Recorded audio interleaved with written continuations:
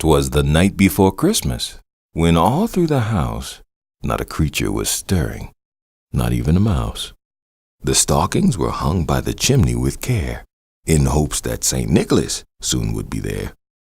The children were nestled all snug in their beds, while visions of sugar plums danced in their heads.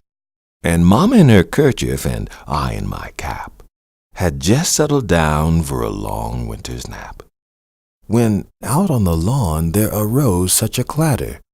I sprang from my bed to see what was the matter. Away to the window I flew like a flash, tore open the shutters, and threw up the sash. The moon on the breast of the new-fallen snow gave a luster of midday to objects below, when what to my wondering eyes should appear but a miniature sleigh and 8 tiny reindeer. With a little old driver so lively and quick, I knew in a moment it must be St. Nick.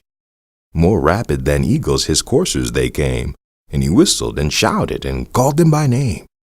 Now Dasher, now Dancer, now Prancer and Vixen, on Comet, on Cupid, on Donner and Blitzen, to the top of the porch, to the top of the wall. Now dash away, dash away, dash away all.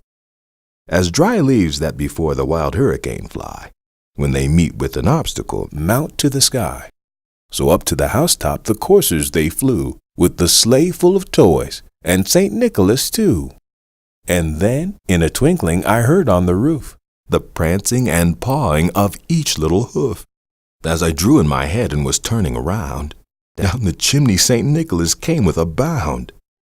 He was dressed all in fur, from his head to his foot, and his clothes were all tarnished with ashes and soot. A bundle of toys he had flung on his back, and he looked like a peddler just opening his pack. His eyes, how they twinkled, his dimples, how merry. His cheeks were like roses, his nose like a cherry. His droll little mouth was drawn up like a bow, and the beard on his chin was as white as the snow.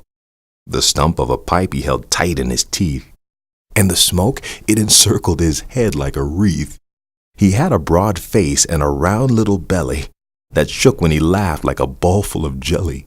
He was chubby and plump, a right jolly old elf, and I laughed when I saw him, in spite of myself. A wink of his eye and a twist of his head soon gave me to know I had nothing to dread. He spoke not a word, but went straight to his work, and filled all the stockings, then turned with a jerk, and laying his finger aside of his nose, and giving a nod, up the chimney he rose. He sprang to his sleigh, to his team gave a whistle, and away they all flew, like the down of a thistle. But I heard him exclaim, as he drove out of sight, Merry Christmas to all, and to all a good night.